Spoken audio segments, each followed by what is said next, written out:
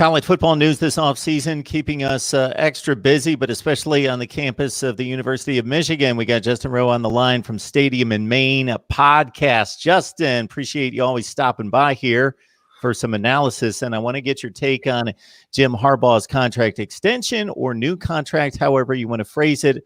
Obviously, as we've discussed many times, incentive-laden. So I want to get your take, and then I want to throw one thing by you.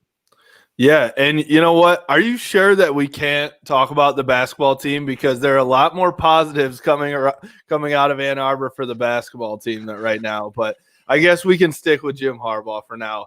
I think that the contract situation is interesting.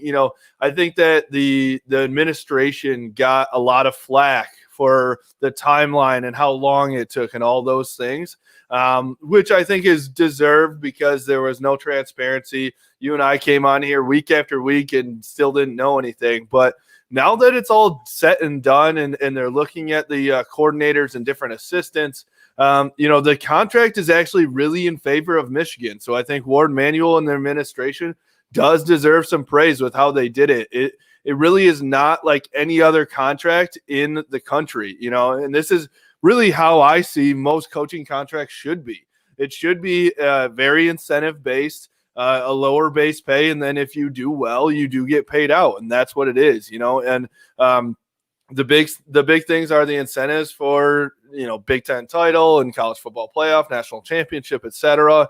And then the other part is the buyout. Right, it's a low buyout, just $4 million for 2021, and then it goes down to 3, 2, and 1 in the next couple of years. And so, I think for both sides, it's a really good deal for them to have. Jim Harbaugh's buyout, I believe, is $1.5 million as well, which he would never pay that. I assume an NFL team would go out and pay that if they were to bring him on. But it looks good for both sides now, looking, going into 2021 for them keeping Jim Harbaugh on. All right. So Ward Manuel made this statement to open his statement announcing the contract extension or new contract about, we still believe that Jim Harbaugh is the man to deliver championships. Okay. So that being the standard, I would love to know whether that's going to be an immediate standard that has to be met. I won't be jumping on Michigan if they go. I think they've got, against a reasonable Big Ten schedule, which we would expect in 12 games. We have no idea what the schedule looks like right now, but they're an 8-4 football team in my estimation at this point. So they're not going to compete seriously for a championship considering what they're up against. So I'm wondering to see if they're going to hold to that standard in 2021 or they're looking to extend it beyond that. And I'm okay with that. I just want to see if Jim Harbaugh goes 9-3, 9-3, 9-3, if he's still going to be around in 3 years. Yeah, that's the big question. And Michael Spath and I talked about this on our Stadium and Made podcast on the last episode. And it's, the standard can't all of a sudden be 11 wins. Mike was gunning that 11 wins. He's got to come out and win 11 games next year or it's over. Michigan has only won 11 games 5 times in the history of the program. And you're talking about the winningest program in college football history. Now, they haven't had that type of success, recently. The last 11-win season was in 2011 under Brady Hoke. But, I think if you can get to 9 wins or a 10-win season, that is legitimate. The fact that they are playing a very tough schedule, if you actually go and look at it, I honestly think 6 wins is going to be tough to get to as well. That there's only 5 or 6 gimmies on their schedule next year. If Washington looks pretty good, if Indiana keeps playing like they did this year, if Northwestern played like this they did this past year, it's a tough schedule. Obviously, we'll see what happens and how it pans out in 2021, but I think it's ridiculous to go out and say, all right, well, now Jim Harbaugh needs to be, a championship caliber, needs to win 11 or 12 games, go undefeated, beat Ohio State. It hasn't happened, not just under Jim Harbaugh, but it hasn't happened at all, So for them to think that all of a sudden he's going to turn this around with brand new defensive coordinator and new offensive assistants and on both sides of the ball, I don't think that, if you're looking for that, then this extension was not the right thing to do. If that's going to be the standard, then I just don't see how you can say that's going to be, a realistic expectation of Jim Harbaugh in 21.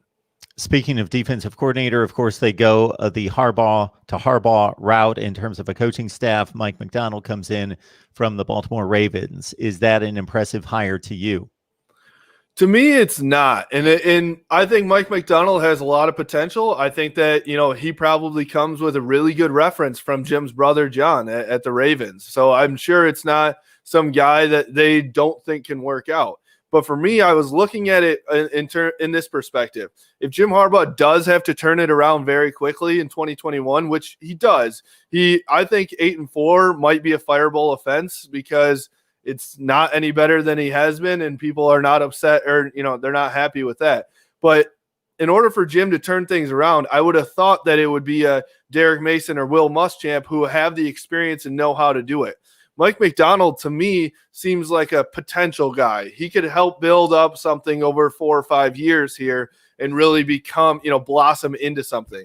Well, Jim Harbaugh doesn't have time for anybody to blossom into anything. It needs to be things are turned around and looking good right away. And so that's where I don't see, maybe Mike Macdonald is the next Joe Brady on the defensive side of the ball. That could be.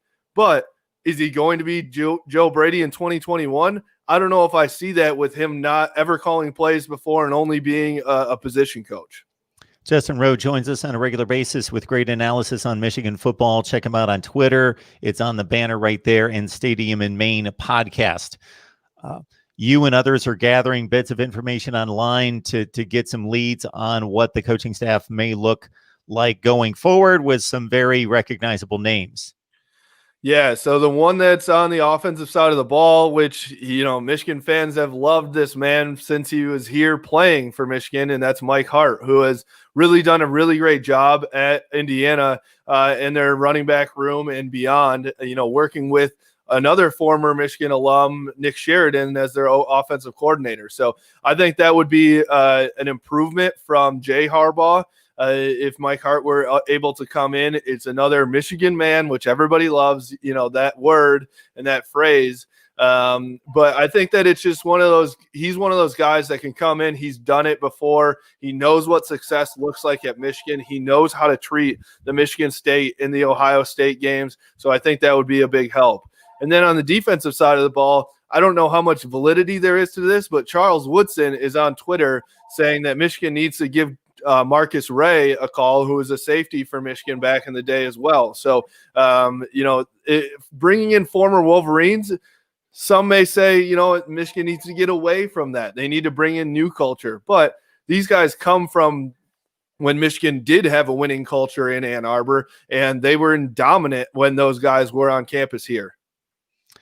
Justin Rowe on the line with us from Stadium in Maine podcast, talking Michigan football. Of course, there are NFL draft decisions to be made. Some have not been announced.